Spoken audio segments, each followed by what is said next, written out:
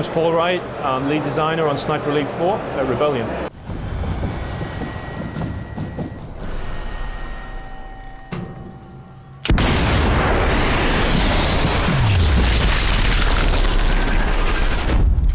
What did you take away from Sniper Elite 3 that you thought you could improve on for this game? So the one thing that we can take away from 3 and moving on to 4 was that we were much more open with our level design.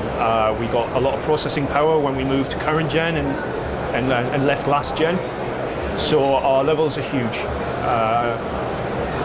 Up to maybe 3 times bigger than they were on any level in Sniper Elite 3.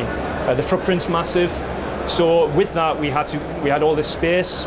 What we're going to do with it, we had to look at redoing the AI system so it would accommodate these large levels. We added things like traversal. If we have large space and large buildings, we want to be able to climb up them and get to the top, see these long draw distances that we've created. So just the obvious visuals of Sniper Elite 4 kind of show the changes from 3 and what we've got, simply because we've got bigger levels. Obviously on top of that, we have a lot of new features that the player has, a lot of tools, a lot of new weapons, a lot of things they can do and interact with, just to kind of complete the package. So there's quite a lot going on, some visually obvious, some kind of under the hood with AI, not so obvious. Talk about the AI. Sometimes in the past games you could kind of lure a lot of enemies to the same point quite easily and kill them off. Have you tightened that up to this? Yeah, absolutely. Because of the size of the levels, we have to create kind of, if you would, arenas of AI where we don't want everyone bleeding into kind of the same area. So you could just fire your weapon once, everyone comes there, kill, kill, kill, no one else left in the level. So with huge levels, we can't have all the AI running for like half a kilometer to where the player is and trying to kill them all the time. So we kind of put engagement volumes around keeping people in their place. They will defend areas, defend objectives. They will still come and attack you sometimes, but our AI is a lot more kind of powerful this time around, and it fits the environment that we're building. The campaign set in Italy this time around, was there a specific reason you went for that? Yeah, well, it actually follows quite naturally from the Africa campaign in the history of the war itself. Churchill kind of wanted to invade Italy from Africa, and after convincing America, he managed to do that. So the game is set actually just before the invasion of Italy. So in real history terms, the Allies are pushing on Sicily, but Karl's been sent ahead. So all of the environments, they haven't been hit by war yet. The German and Italian fascists are there, and maybe they're causing a little bit of a mess, but the Italian scenery and backgrounds are quite beautiful, and we've taken inspiration obviously from the real world and to make our levels as beautiful as we possibly can. Talking about the open world, obviously there's going to be a lot of ways to approach each level.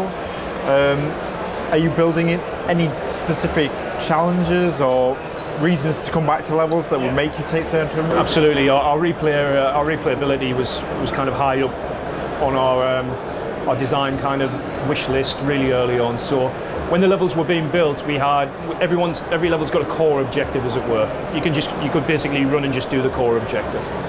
It's got a lot of secondary objectives which you can kind of come back to. You don't have to do them, but you can. We've also got quite a lot of collectibles in there. If you're a collector like myself, when I play games, I want to find everything. We've also got a series of challenges as well. So when you complete the level for the first time, when you come back to it, we introduce a set of challenges that kind of maybe open up the way that you would normally play a game, or things that maybe even you would set yourself if you were playing a sniper game, like I want to do it with not using this weapon, or I want to do it under a certain time. We actually give you physical challenges which you can take off and play it that way. So replay, really, really big focus of our level design. Are you able to play campaign missions co-op? Absolutely. Yeah, Sniper Elite 4 supports co-op throughout the entire campaign. Is that split screen or online only? It's online only, it's not split screen. And are we going to have multiplayer again? Yeah, we are planning multiplayer. I can't really give many details about it, but it's everything that you got in Sniper Elite 3, we intend to give you in Sniper Elite 4, and then hopefully more. Obviously, the sniper games have been focused on World War II. Are you thinking of branching out? Is there more stories to tell? I can't really talk to anything about that. All we know is that we have a plan. And whether we follow through with that or not, I have no idea. But all of our theatres of war are chosen for a reason. And we kind of like the idea that we're choosing places like Africa and Italy because they're quite underexposed in World War II games. You ask anyone locations in World War II, and there's a top 2 or 3 come up. When you mention Italy, some people don't even know the war went on in Italy. So it's a very important theatre of war, and we think we're getting that visual variety that allows us to explore all of the kind of features of Sniper Elite 4. Zombies. Do you know if zombies will be making a comeback, or is that something else you can't talk about? Zombies making a comeback. I can't really say anything about that, but they tend to when they die, they tend to come back up. But no, sorry, I can't say anything about zombies. Zombie Hitler. Zombie Hitler. That's an idea. Someone should do that. It's a really good idea.